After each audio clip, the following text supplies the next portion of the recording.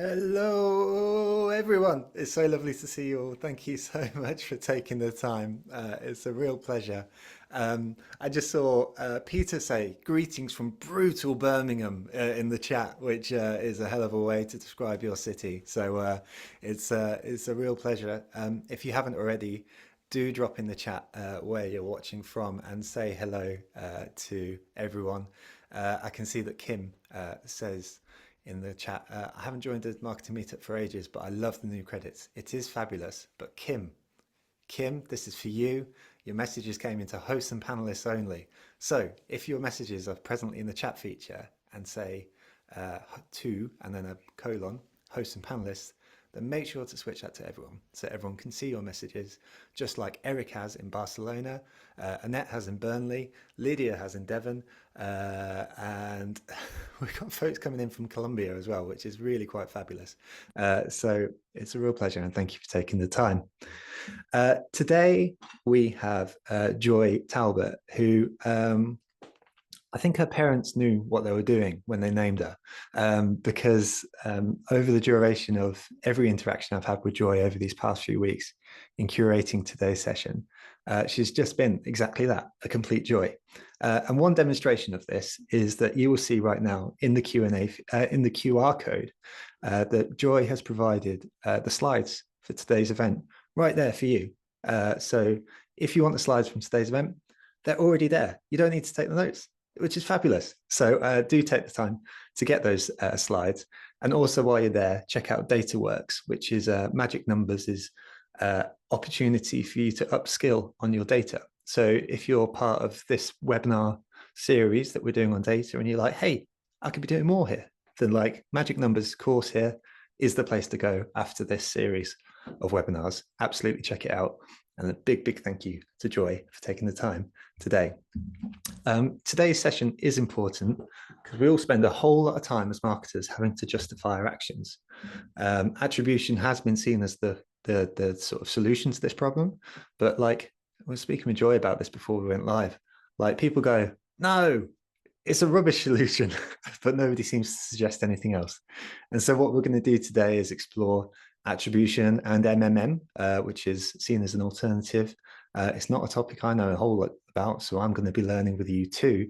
And I think it's just going to be a really great hour. We'll have a talk first, and then we'll have Q&A afterwards. Before we get going, I just want to say a big thank you to this week's featured sponsor, who are Exclaimer. Now, Exclaimer are A, lovely folks, but also B, a company who solve a problem, a simple problem in a very lovely way. Exclaimer help you manage your email signatures, which sounds tiny, but if you've ever tried to get your whole company to change their email signature, God, you would have felt the pain. And then they've also layered in a bunch of other features, which makes your email signature work for you as a marketing channel as well. It starts to become a really powerful tool. And like, as I say, every interaction that we've had with Exclaimer folks as well has been really, really nice. In the QR code on your screen right now, if you start using Exclaimer, you can get 20% off by mentioning the marketing meetup as part of the onboarding process, which is lovely. Also, a big, big thank you to our other sponsors. So we've got Frontify, Sticky Beak, Planable, Cambridge Marketing College, and Redgate. We'll speak about each of those in a little bit more turn over the course of the next few weeks, but you'll also see them in the follow-up email. So be sure to say thank you to those people as well, please. As a quick aside, Planable, one of the other sponsors, do have a webinar today, which is what should you expect from your social media agency? Starts at 5 o'clock tonight. If you're up for another webinar today, then head to that QR code and you can sign up for that event as well. As you can see, Amy in the chat saying Exclaimer has been wonderful for you and your business. So thank you, Amy. Great endorsement. With all that said, that's the introduction done. So Joy, thank you for taking the time, and it's over to you. Amazing. Thank you so much, Joe, for the lovely intro. Right, I'm going to do the fun bit, which is always to share my screen, and hopefully everyone can see that. You've nailed it, like seconds. There you go. That's always a great start.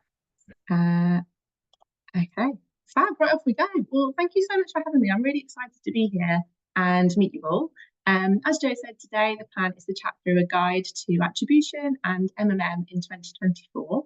I am Joy. I work as a principal economist at Magic Numbers, and we are an independent consultancy, mainly doing econometrics projects for lots of different clients, or MMM as we'll kind of chat through, but also lots of different kind of data analyses, incrementality testing, and various bits of measurement to help with marketing, but also all of the drivers of people's businesses. So really excited to chat to you about this today. As we go through, if you have any questions, please do put them in the chat. It'd be brilliant, and we'll make sure we come back to them at the end as well. So without further ado, the plan for today is to chat through challenges with attribution to start with, how MMM is different, and then hopefully give you some really practical tips for getting started. So the plan is that you leave the session and know exactly what you can do to start using some of these things. So let's kick off with challenges with attribution. Now, I want to tell you a happy and true story that will help explain two different roles for the very same digital advertising. And in this case, I'm going to specifically focus on paid search. Now, this story is about me and my journey to buying some new trainers. Here's me, the photo, and I decided that I wanted to buy some trainers. I needed to update my wardrobe. I was open to pretty much any pair, and I also didn't have a budget in mind because I didn't know which pair I wanted to get. So I went onto ASOS to have a look what's available and saw some that I liked from Adidas, but I hadn't quite decided exactly which ones I wanted. I then saw a TV ad with Mo Salah, and as a Liverpool fan, I thought, amazing, that's perfect. Adidas seems pretty cool, helped drive my kind of perception of the brand. And then I kept Googling for trainers that I liked and saw that the same pair kept coming up on sponsored listings. It was the same pair of trainers that I'd seen on ASOS. I still wasn't quite ready to buy. Maybe I was waiting for payday or I hadn't quite made my mind up. So I hadn't properly engaged with it. But the ad was really persistent. I'm sure you've all had this, where the ad follows you around and you think, okay, I'll check it out. And when I got to the site, I could see that I could get them delivered next day, which was amazing. So I thought, okay, I'll take it. Now, in this situation, if we were using digital attribution to measure marketing, it would have given credit to ads that I've been exposed to throughout that purchase journey that could be tracked. So one commonly used kind of digital attribution, which is last click, would give all of the credit to that paid search ad at the end of the journey. And it's not totally wrong because it did help me to push me over the line. It was an effective ad. Now, imagine a different universe where I'm about to go into the summer, there's a bit of seasonality that makes me think, oh, it might be time to refresh my wardrobe. And my friend Izzy tells me exactly which trainers I should get. I carry on with the rest of the purchase journey as before, doing research and watching that same TV ad and Googling for trainers. But now I'm much more receptive to the Adidas brand thanks to that recommendation from my friend Izzy, so that when I see the ad, rather than thinking, oh, I might as well have a look, I'm thinking, oh, those Izzy's trainers and their next day delivery. What a bonus, I'm going to buy them now. Now, in the first example, the ad genuinely helped to push me over the line. And in the second, it was more like signposting. And actually, I kind of knew what I wanted at that point. So I may well have ended up clicking on an organic listing for exactly the same trainers. With just that little bit of change in the consumer journey, the same ad could either be making a big difference to someone buying or not really have any impact at all. Last click would only attribute credit at the end of the journey, and any other types of digital attribution to some of the steps in the middle. So we need to think about alternative. Now, this example is just in the case where we look at a really simplified journey with few touch points to buying trainers. But in reality, a lot can happen between that first trigger and the last click. I would have seen thousands of different marketing messages and other nudges that got me to the stage where I was happy to make that purchase. And the whole time I was moving backwards and forwards between mentalities of exploration and evaluation of all the different options. We're not alone thinking about this. Google tried to model the purchase journey with a report a few years ago, and their conclusion was it's messy. Modelling purchase journeys is really difficult, and it's something that really big consultancies and lots of other people have grappled with for decades, coming up with their own simplified pictures. But I do really like this one that literally just spins around in the middle. It really helps to show that we're basically talking about millions of consumers for each different brand, and everyone's different. So coming up with one model for all of the shoppers is going to be tricky. It's also not surprising that Google focuses on the middle because that's where they have the data. So it's no surprise that simple rules-based attributions models aren't going to give us the right answer what's driving our sales all of the time.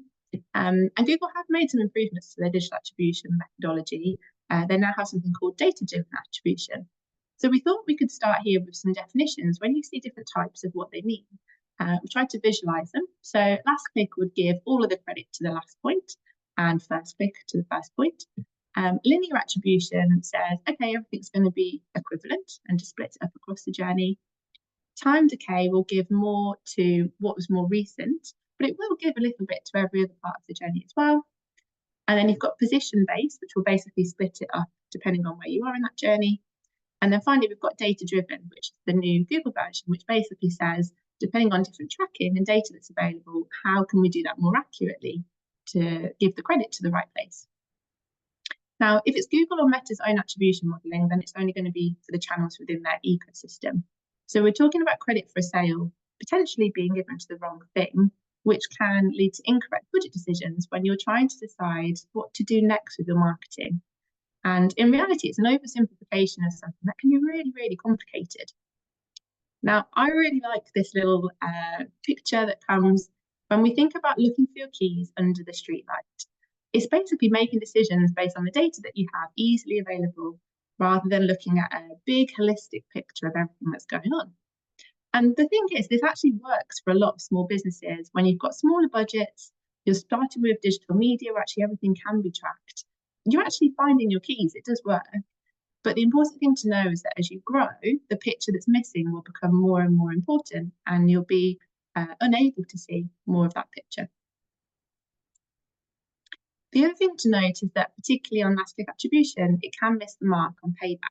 So over a lot of studies, so this comes from Les Binet, we could see that when we look at the attribution efficiency error versus econometrics, that brand TV, DRTV, press, all these offline channels will be undercredited, and things like paid search and other online channels will be overcredited. So in this study, we could see that PPC got 3 times the credit it should as far as econometrics was concerned. And so it's thinking about actually how do you come up with a measurement framework that can do this accurately, but also if you've got digital attribution and you're running other things, how do you connect the dots so that you can make one clear story? In terms of some definitions, digital attribution uses third-party cookies, and that's a cookie that's tracked by websites other than the one that you're visiting. They can be accessed by other websites to identify visitors and see where you've been. So essentially, they're tracking you as you move around the web. Now, the scary thing is that we all know about cookies being deprecated. Google have delayed this for a third time, so it now is supposedly going to be in early 2025 instead of the end of this year. But I thought it was worth checking in on as kind of something to be aware of that will happen at some point. And this is specifically in Chrome, where majority of the share of search is happening, and actually in other browsers that's already happened. So the reason it's delayed is because, and Google have done a report on this and kind of cited it themselves, the industry developers, regulators, including the CMA, have basically said that they need more time to review evidence from tests and make sure that it's fully independent and is going to work accurately. There is an alternative. So Google have proposed something called the Privacy Sandbox, and that is an alternative to third-party cookies. But it has faced quite a lot of criticism because it will favour Google's ad products, and it also is currently lacking the kind of industry accreditation that we really need it to have to make sure it's secure, and also the third-party audits as well. And also that raises concerns, so things around data quality, accuracy, and advertiser risks. So what do? If you're currently relying on attribution and these cookies are about to disappear, well, the truth is that brands can still collect and use your first-party cookies. So that means cookies that you've collected on your own site. But it will make accurate digital attribution almost impossible because you can't see those touch points as people have moved around. And so understanding the buyer journey will require other data and measurement techniques. So we need to find something else that we can use to accurately represent our digital marketing as well as all of our other drivers. Now, as an econometrician, it is no surprise that I'm going to focus on that today. And I thought we would start with how MMM is different. So we've touched on this already, but last click attribution essentially gives too much credit to the things that happened last and no credit at all to things that happened offline.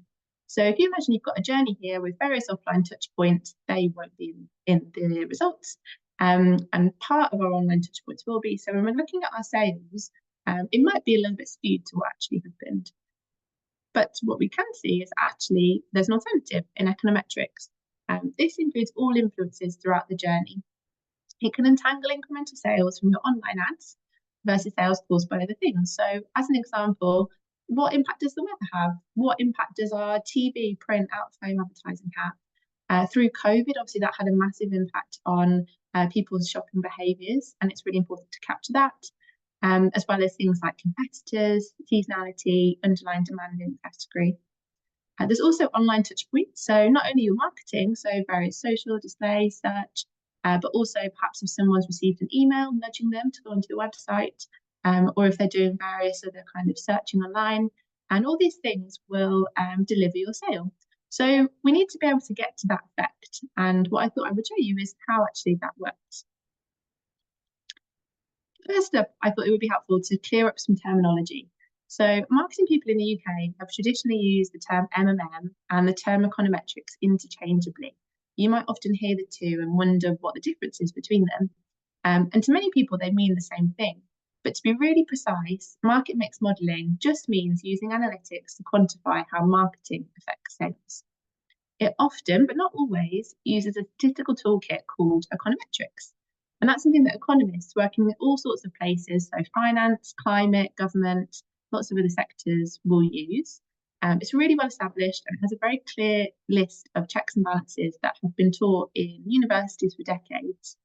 MMM can be carried out using different toolkits, many that will come under the heading of data science, and they still develop a quantified description of how marketing drives sales, but they don't always report back on other drivers, and they can use a range of techniques, some with more transparency and clear due diligence checks than others. So in what follows, I'll be talking about the version of MMM that uses econometrics. Okay, so this is the fun bit where I'm going to show you basically what I do in my job as an econometrician. And we are going to use the example of an ice cream business. This is a much simplified example, but it really does illustrate how we can untangle what different sales drivers are doing. So if you imagine that we've got weekly sales of ice cream in Tesco over a given period of time, and you can see that the sales go up and down. So we've got these spikes and dips. What we're trying to do is understand why the line goes up and why it goes down. Now, the first step is to chart how sales and some of our explanatory variables change over time. These are the things that we think are driving our sales. And we're going to start off by thinking about availability. You can see here we've still got our sales in pink, and then we've got a green line which shows the number of shops where those ice creams are being sold. And at some point during our time period that we're looking at, the number of shops starts to increase. We've got an increasing trend. Now, what we can do is put that data set into the model and start to explain our sales. So these slides are going to build, and essentially what we have is the top pink line is our sales over time that we saw previously, and then the blue line shows what our model thinks is happening to sales. So we call that a fitted. And essentially what we want to do is get the pink line and the blue line as close together as possible so that we're explaining as much of the sales as we can. And we start to build out an equation of how important each of these different drivers are. Underneath it in the pink, we've got what we call a residual, which is basically the gap between the pink line and the blue line. And we want that to be as small as possible so that we're explaining lots and lots of those sales, but we also want it to be random, so it goes up and down at different points. And that means that we can be certain we're not missing anything and everything's been captured in the model. So we're going to keep adding to this. This next chart shows how another key driver changes over time, and that's temperature. Obviously, we know for ice cream, when it's hot, there are a lot more sales, a lot more demand. And we can see that there's a real seasonal pattern to temperature. So it goes up in the summer and it's a little bit cooler in the winter. And actually, when we add this in, it really closely follows the shape of our sales and helps to improve the model fit a lot. So we can see that the pink line and the blue line are much closer together, and our residuals have got a lot smaller as well.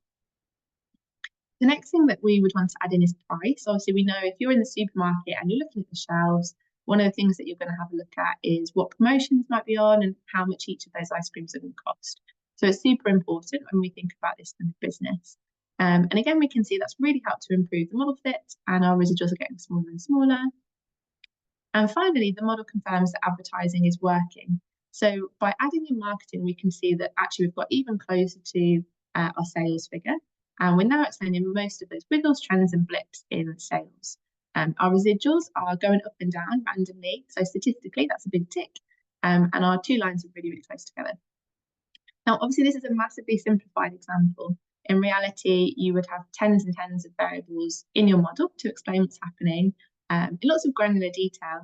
But it shows you how we go through this kind of iterative process of adding more and more things in and making sure that they fit to get to total sales as best we can. How it works in summary is that we're looking for those relationships between a given KPI and the drivers of that KPI. So the chart on the left is a scatter chart between sales and availability, so say the number of dealers, the number of shops. And what we've done is drawn a straight line through those scatter plots and produced an estimate for the slope of that line. So how much does that line go up and down? And if you imagine we're doing this in lots of dimensions at one time, what we can do is start to pull all those results together. So in this example, one additional dealer brings on average 9 more sales each week, and everything else in the model would remain equal. And so this rule of thumb is really useful for decision making, so that we can go back to a business and say, if you change a driver by 1 unit, then we forecast that this thing will happen to sales. Now, there's lots of different reasons for why different people might choose to use MMM and econometrics. And it depends who you are in the team and in the business that you're in. If we start in the top layer of the diagram, people in the C-suite will often choose it for 3 reasons. So firstly, it can tell you the effect of the economy and market trends on your business. It's often really helpful in knowing what the future might look like and building out those big picture strategies. It can also reveal optimal pricing because it gives an accurate read on price elasticity of demand, and from that a picture of whether it's possible to increase prices or not. And finally, for the C-suite, it resolves debates and conflicts over which departments will get resources. So for example, it can resolve whether it's best to spend on advertising or on price promotions. Now, if we go to the next one down in the blue, we can see for marketing directors, they often choose MMM because they need to make the business case for marketing. And econometrics can really deliver those findings on optimal budget size and also the danger of spending too little if there are cuts coming. It also shows how to get the most from the budget by choosing media channels that have the highest return on investment. MMM is the only way to accurately compare payback from different channels because we can include that offline and online mix. And finally, it does all of this in a way that adds up to what finance sees, so it's credible. And I can't over kind of estimate how important that is when we actually are trying to get finance on board. And then the bottom rung in orange is for the day-to-day teams who really benefit from MMM because it provides that complete picture of the effect of advertising with all the different nuances that we know we need to capture. So it will include the effect of advertising across a portfolio of products. So we can include halo effects. Say if you've got an ad that features one product, but it's also going to benefit another. And cannibalization effects, so where the ad benefits one product, but it's costly, and so it might be stealing from a sister product. It's uniquely able to quantify longer-term effects of advertising because we can see sales that come from people remembering ads after the campaign is over. And I'm going to come on to explain a little bit more about how we do this. And finally, it can entangle how those online and offline ads are working together. So we know that TV ads will often make someone search for your product. And so search and TV actually work really harmoniously together and become more efficient when they're both on air. Now, if you think this sounds good and you might be thinking about commissioning MMM, have a think about who you might want to pitch this to and the sorts of arguments that you could put them to, or where you think it would be most useful for the teams to focus on. And we'll start to think about actually how you might go about setting up. Now, this comes back to the point that I just made about the decay rates from different channels. And this is a question that we get a lot around actually, how do you know what different media channels are doing when they all have such different jobs? Some media channels are there to drive demand and build a brand, and some channels are there to harvest demand and drive conversion. And so we need to test those different media channels in different ways. One way is to look for media choices that do the targeting, content, and call to action criteria differently. But also what we can do is then look at the effects in the model. So on the left-hand side, we've got the sales effect of spending on building your brand by the number of weeks since airing. So say we had media in weeks 2 and weeks 5, what we can see is that the decay from the advertising lasts several weeks afterwards, where people will remember that they've seen your ad, but actually the sale won't arrive for a fair few weeks after it's aired. This is super important for building demand over a long time, building up your base sales, and making sure that there's enough demand that's been built ready for your harvesting channels to go and capture. On the right-hand side, we've then got some of those kind of activating or harvesting channels where you spend in weeks 2 and weeks 5, and it causes a huge spike in sales in those weeks. but actually it decays very quickly. And so these two things are equally as important, but they're doing very different jobs. Now, we know from lots of different analysis, including ARC, which is a database with econometric studies from 6 different providers. We've collected lots of hundreds of studies to kind of see actually what do those results look like. And you can see which media channels are doing which job. So typically, things like paid search, Facebook, Instagram, DRTV, and radio are really good at that kind of activation job where they are harvesting the demand that's been built. And then things like brand TV, sponsorship, YouTube, online video, press at home, all of these channels are really good at brand building, and they will decay over a much longer period of time. So if you're thinking about which channels to use in terms of which job you're trying to achieve, hopefully this gives you some ideas in terms of where the benchmarks are. Okay, so we've gone through a lot of theory. Let's have a think about practical tips for getting started. I thought that we could focus on 3 really key things that apply for a range of budgets and categories. So hopefully, depending on who you are, you can find something in this that you can take away. Number 1, to use metrics wisely. Number 2, to build a balanced measurement framework. And number 3, using models that make it really easy. So let's jump into number 1, using metrics wisely. There's a quote here from lovely Rachel Chapman, who's the ex-head of marketing at Santander. And she said that when we launched the bank of Ant and Dec, we did some very simple stuff which demonstrated the uplift it had on our most profitable product and elsewhere. And what she means by this is that actually the most simple things are the most convincing. If you see a bump in your sales when your campaign is on, it's really easy to understand and buy into. On this chart, we can see online sales from a really profitable product in the pink, and you can see that there are really clear spikes when that campaign spend is on. And then you can see the decay actually as it features out as well. This would be really easy to show someone in the team and go, actually, look, clearly it's working. And some of the best metrics are free.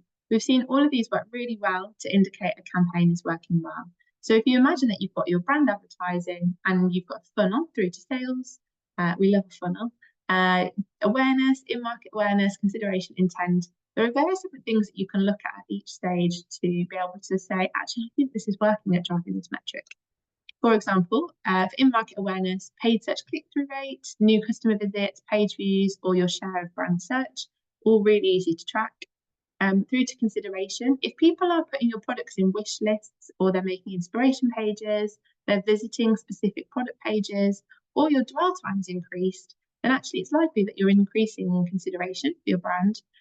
And then for intent, things like people adding things to their carts, checking out visits, right through to a sale where obviously we can see conversions, revenue, and also sometimes cancellations and refunds is an interesting thing to have a look at here as well. Now, all of this could be data if you're an e-com brand or you have online sales data that you would be able to get access to and track when your campaign is live.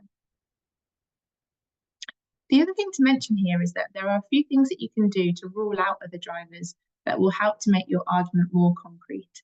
And so the first one is to rule out seasonality. If you can look at your sales this year versus sales over the last several years and say, during this period, there's an underlying seasonality that we can strip out, then you'll know that the increase during the campaign isn't because it's a particularly seasonal moment, and you've just timed it really well, but actually it's because of the campaign itself. That's number 1. Number 2 is to look at your market share, ruling out other category drivers. So for example, if you can see that the month before you've got a certain share, and during your activity it increases, and then afterwards it stays a little bit higher, it's likely that that's been driven by your campaign. Whereas if your market share remains stable, then that's a bit harder to prove. And then the third one, rule out other things that are caused by cause. So for example, you want to be able to say it couldn't be because our competitors have gone quiet, we've reduced the price, maybe the website's improved, you've launched a new product, maybe more availability, or you have new packaging.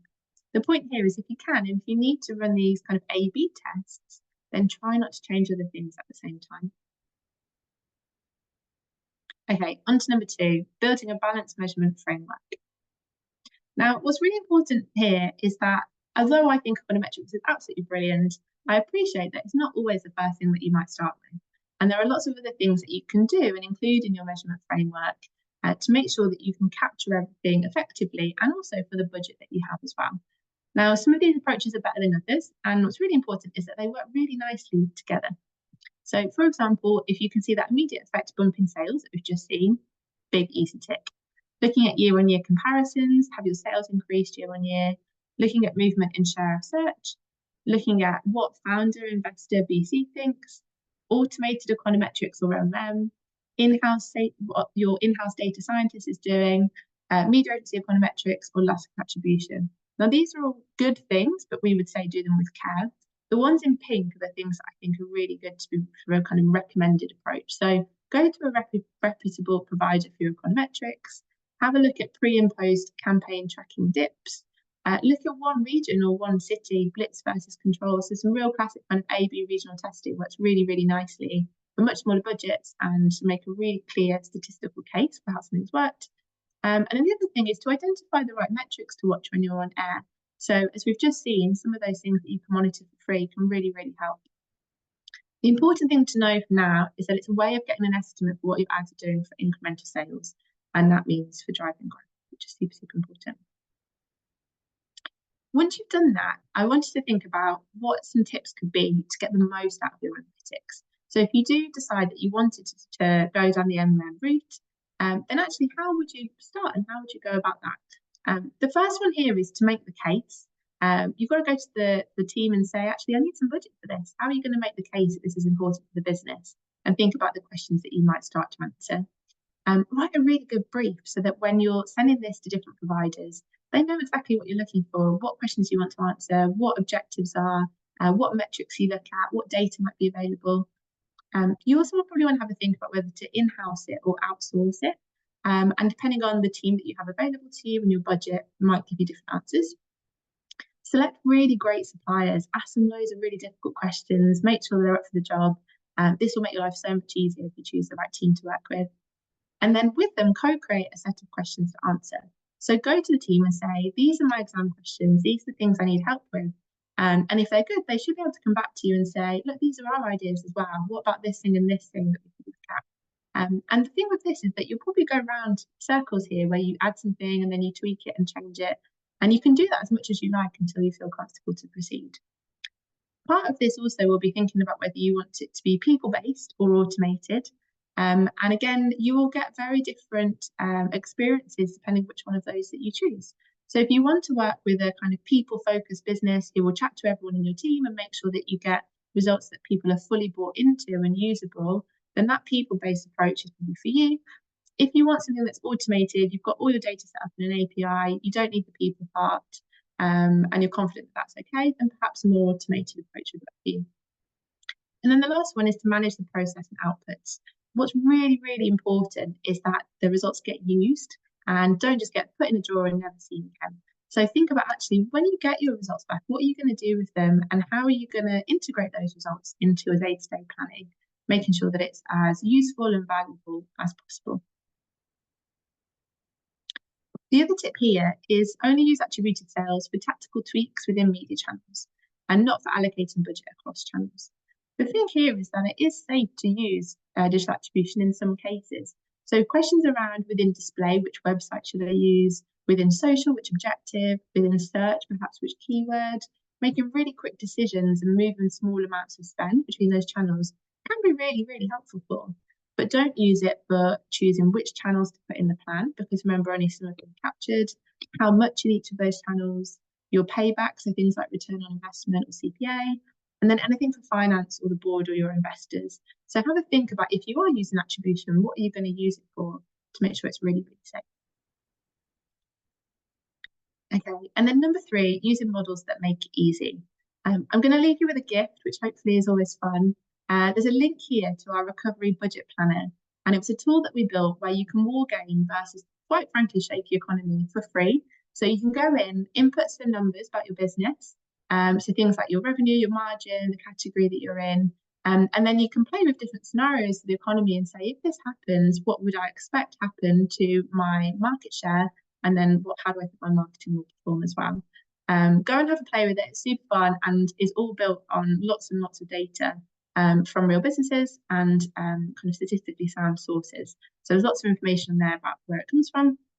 It will also give you an estimate of what you'll get back for your spend, which can be super helpful. So when you're thinking about scenario planning and actually versus your competitors, what your share of voice is going to be, if you don't have really complicated measurement scope set up, but you need to make decisions, and this can be a really nice starting point to hopefully get going. Okay, the last thing from me is that if you're interested in this and you think you'd like to learn more, we offer courses as part of Magic Works. So Scaling Up Works is really, really helpful if you sell online and you're trying to get your brand versus performance mix right, unlocking that new phase of growth and getting out of that kind of performance plateau that we often see. And then DataWorks, if you want to run down on marketing data and how to use it to diagnose marketing and sell those really good strategies in. There's a lot more around kind of MMM, data analysis, measurement in general, but also telling stories with data and how you can get buy-in from the teams as well. There's a link on here. I'll also pop it in the chat, and there's a QR code there as well from the beginning. If you go on here, you can download the slides from today, and there's also lots more info on the courses, which are starting in autumn 2024. So please do get in touch if you're interested. We would love to have you. Okay, that's it for me. If you would like to connect, then my LinkedIn is there. It'd be lovely to connect with you. And I think now I'm going to pass back to Joy for some questions. Absolutely. That was fabulous, Joy. Oh my goodness. Like we've got Kim here in the chat saying such a clear presentation style and so helpful. Thank you, Joy. And I actually took a photo of one because I didn't want to lose this comment. Which came from Agnesia, who said, I've seen many MMM studies for the brands I've worked on, but this is the best explanation I've seen. Well done. So well, thank you very much. I'm glad you enjoyed it. Thank you very much. Super useful. And like I say this as a layperson to this specific topic, actually like really instructive as well to be able to follow through. So thank you. Like endlessly useful. I've actually also been writing down questions as I've gone because I'm like, I need to find this out. So I can see that we've got 10 open questions presently, but folks, if you have any more, do pop them in the Q&A feature, not the chat feature, please, because we'll lose them in the chat. Let's get going with some questions, Joy, if you don't mind them being fired your way. Yeah, go for it. So one of the first things that you said in the model for, you had the different stages of commissioning MMM and sort of as a thing, and the first stage was make the case. And so I was curious, like, what are some of the example cases that you've heard from folks when they've been like, okay, we need to make the case, or they come to you, or the most regular things that people would ask when they look to start on an MMM journey? Yeah, it's a really good question. I would say most people come to us with marketing as the core objective. So they want to be able to prove the incremental sales that their marketing is driving and have a number so that you can go back to the business and say, look, I'm spending this much money, but look how much it's returning. And it's, statistically robust, and it actually gives you a bit of evidence to say it is profitable and is paying back. That tends to be the starting point. And then from there, it can get more granular. So media channels and campaigns and, right down to keyword level if you want to. But what is nice is that to get the marketing bit right, you have to capture everything else correctly. So things like the weather, seasonality, competitors, price. And so all these other kind of business learnings come as part of it. But what people tend to do is say, I can prove up marketing and then look at all this bonus stuff because it's easier to sell that into the team rather than go, oh, look at all the stuff that comes out of the model. Okay, cool. And so, I mean, you speak about those variables, and I'm fascinated in that because, I mean, it seems like it requires real thinking work to sort of sit down and go, okay, these are the variables. Say, for example, ice cream sales. It's like, oh, the weather might impact it. Oh, I don't know, building work outside our shop might impact it. So how do you practically start to find out what those variables are? Because presumably you're layering things on things on things for quite a long time. Yeah. To be honest, that's the fun bit. That's why it's good fun. So depending on what category you're in, there are probably things that will apply to most brands in that category. So if you're an FMCG, then it tends to be, as you say, price, distribution, product availability, versus if you're a B2B client, then actually thinking about the events that you put on and the emails that you're sending out. And so there are some things that will be really obvious straight away. But the way that we try and understand that is by doing something called stakeholder interviews. So we go to the brands and say, actually, can we chat to people in your team, not just in marketing, but in all areas of business and get them to tell us all the little nuggets of information that are in their heads about, I know these things are happening because I work in the business, and it means that we can collect all the data that we need to. Also, it means their questions are fed into the analysis, so they're kind of fully bought into that journey. And it means that when you get the results out, everyone's kind of bought into it and everything's captured, because you're right, there's so many different little nuanced things depending on who you're working with. So yeah, it's definitely the fun bit. Nice. That makes perfect sense. And how often do you subsequently revisit those things? Because it strikes me that this could appear as a report that sits on a desk, or it could be something that is ongoing for the duration of time. So how often do you sort of go back to those variables and say, is that still relevant? And indeed, how often do you sort of repeat the process to make sure that it's, I mean, I appreciate there's not a definitive answer. You do it 10 times and then you're done. But what regularity do people typically most revisit these things? Yeah. It's a bit of a cop-out answer, but it really varies. Okay. So some clients will do it once a year, and that's okay. And some clients will do it more regularly, so perhaps every quarter. There are a few things. So kind of statistically, the relationship between your sales and any driver will be quite robust, because these models are built over at least 3 years worth of data.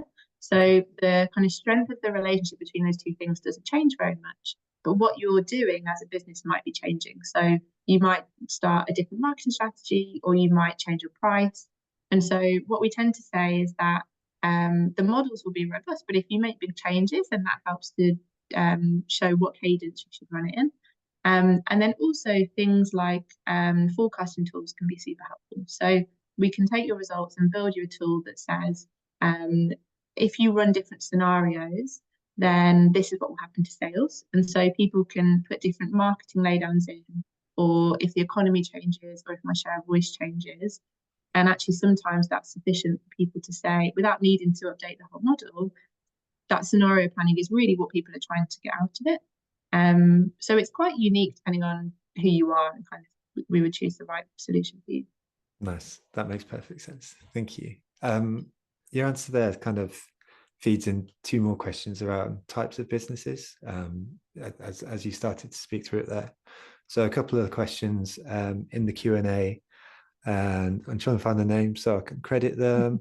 We've got someone like Victoria who asks, how can we make this work over a long cycle for B2B when our deals take approximately 2 years to get signed off?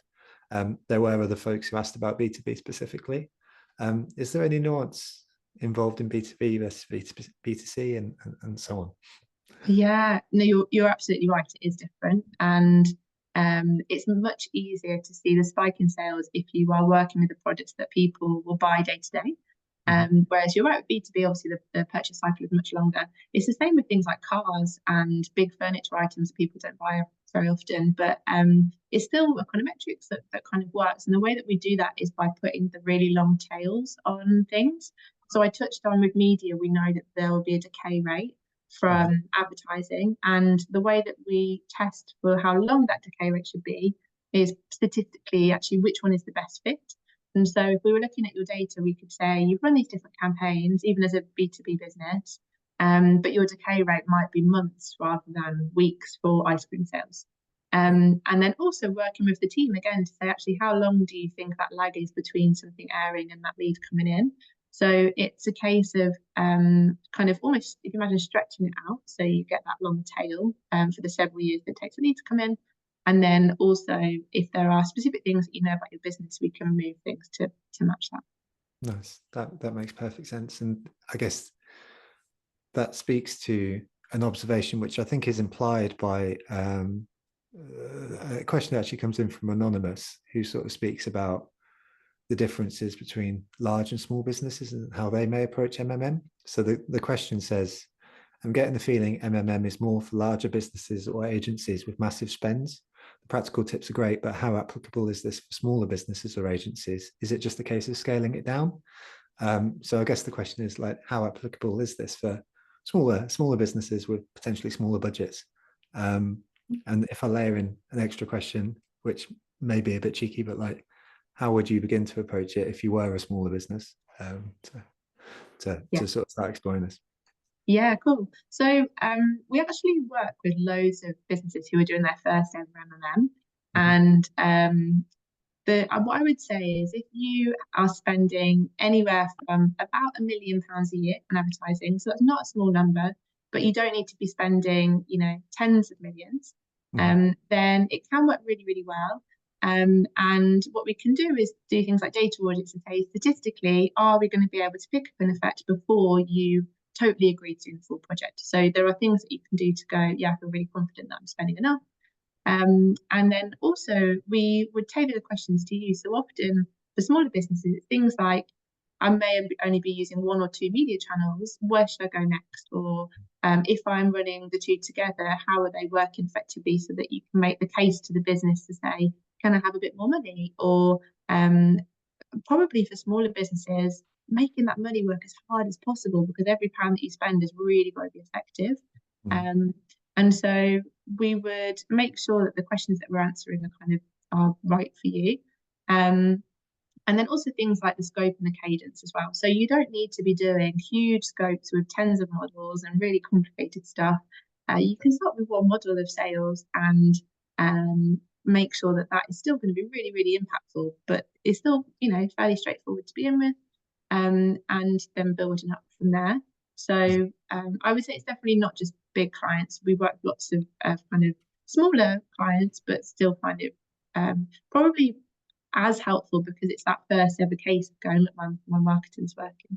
Yeah, 100%. And there's some broader principles that I think you can take from your presentation as well. So I love that slide that you had, which showed the different data sources that you may choose to include or not. And even if you're in that sort of sub 1 million category, there was a lesson there for me, which I really took, which was like just thinking about those data sources and trusting more than one, so I would be guilty of this, and maybe this is just me, but I would be, as the solo marketing manager, sort of sitting in one of those smaller companies, and I'll go, okay, Google Analytics says XYZ, and so that's the thing that I'm going to report.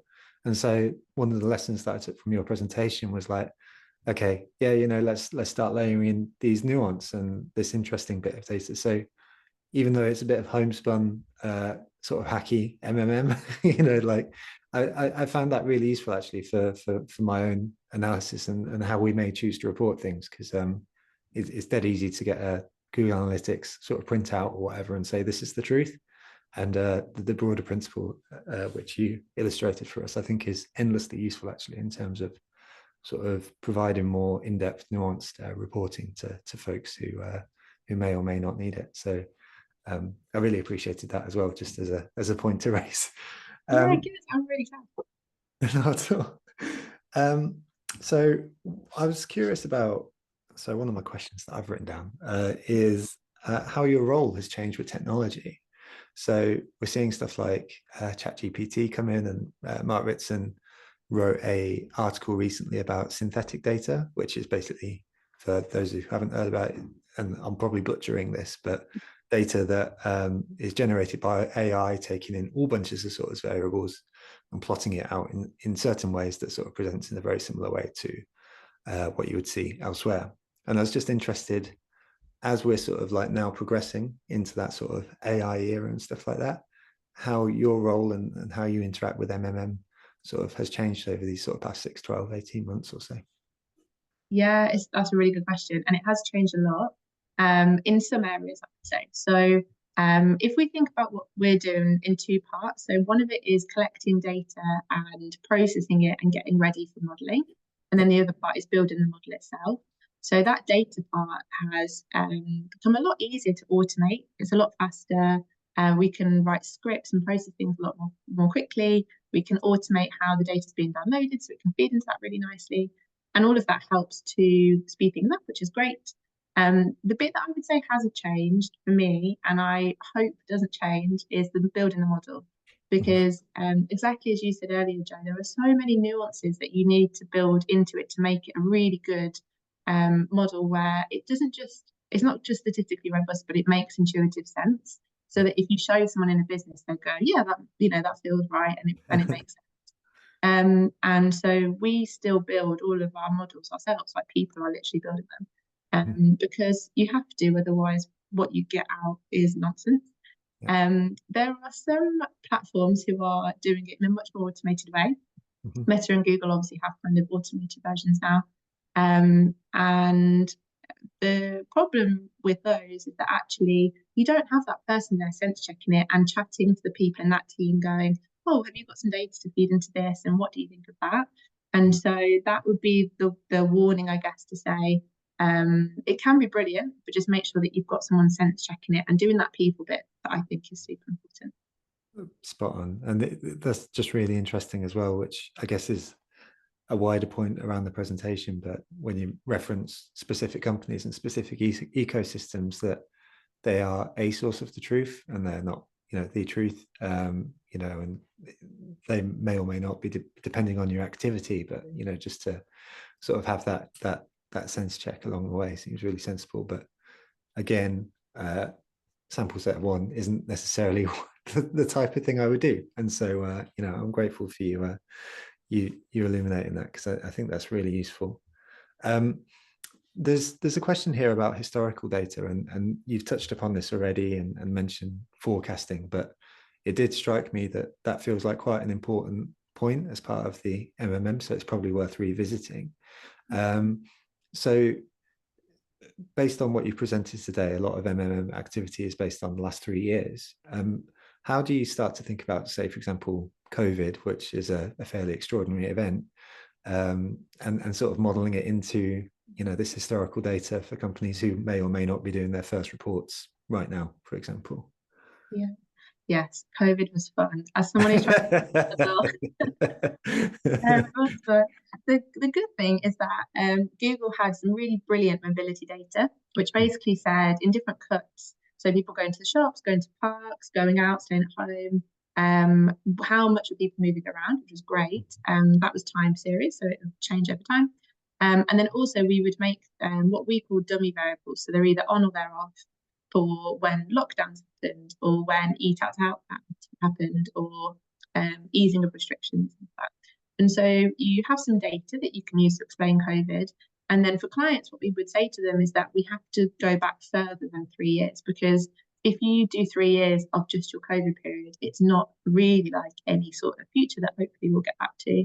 And it also doesn't really reflect what happened before COVID. So what we would then try and do is ask people for 4, 5, 6 years of data if they had it available.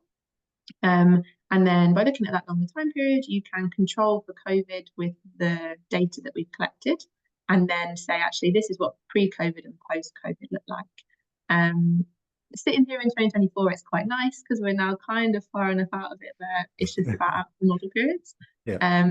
But yes, it's basically you have to control for it with data and then make the time period that you're looking at a bit longer. I love that, and I think again it speaks to that human touch as part of all of this, which is really sensible, but not as again, coming as a layperson, not necessarily the most intuitive thing straight off the bat. So thank you for speaking through that. You mentioned third-party cookies, so this is a question from Sean in the Q&A, and you mentioned that this is going to be quite an important thing that's going to happen. So Sean's asking, how are you going to deal with third-party cookies going away in MMM? It's a very direct way of doing it, but I think maybe that's the simplest way to ask the question. How are you beginning to think about this internally at Magic Numbers, or as a economist industry in general? Yeah. The nice thing with econometrics is that we don't use any tracking data. So the way that it works is we basically look at those spikes and dips over time, and then look at the strength of the relationship between any driver and sales. So we're not looking at this person did this thing and then bought an item, or anything that's tracked. It's statistically what's the probability that thing has driven sales. And so luckily for us, it actually is okay that third-party cookies are going, because we can carry on as we are. But we work with loads of clients who do have attribution as part of their frameworks, and it just won't work as well anymore because you can't track people through that journey. And so I think generally helping our clients with what their frameworks look like, and attribution might not be able to do that same job, and helping them with those quick decisions that they were perhaps using it for before. So things like we were saying, those scenario planning tools, or making sure that they have the kind of model updates that they need to. But yeah, we're kind of lucky because it's okay for us. That's perfect. So 2 final questions to finish off, I think. So the first one I'm going to ask, and then I'm going to ask the second one, because it's always unfair when people ask for favorite examples of things, because it puts you on the spot. So Yes. I'd love your favorite example of how an MMM sort of analysis that you've done has actually changed how a company does things. Because I'd be really interested to sort of see about the impact of these pieces of research. But one of the questions in the Q&A, who has again come from Anonymous, so Anonymous is like properly dominating the charts today in terms of the Q&A, is asking for further reading or resources that folks could sort of explore. In fact, at this point, I can put the QR code up for your course again. So if we take it as given that is one of them, what are the other places for further reading and resources that folks may be able to check out if they're interested in finding out more?